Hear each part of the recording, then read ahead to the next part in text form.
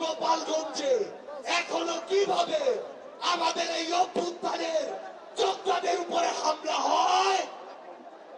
আমরা প্রশাসনকে, পুলিশকে স্পষ্টভাবে বলতে চাই, পুরো বাংলাদেশে আমাদের এই যোদ্ধাদের, ফ্যাসিস্ট বিরোধী আন্দোলনকারীদের নিরাপত্তা যদি না দিতে পারেন, তাহলে ওই চেয়ারে কোন আইন শৃঙ্খলা রক্ষাকারী বাহিনীর বসে থাকার কোন অধিকার নেই।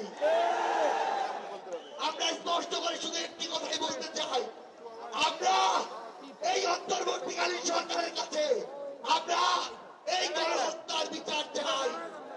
আমরা সিন্ডিকেট থেকে আমাদের মানুষের মুক্তি চাই।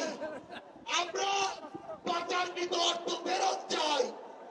আমরা দ্রব্যমূল্য নিয়ন্ত্রণ করে মানুষের স্বস্তি চাই। আমরা আহত যোদ্ধাদের সুচিকিৎসা চাই।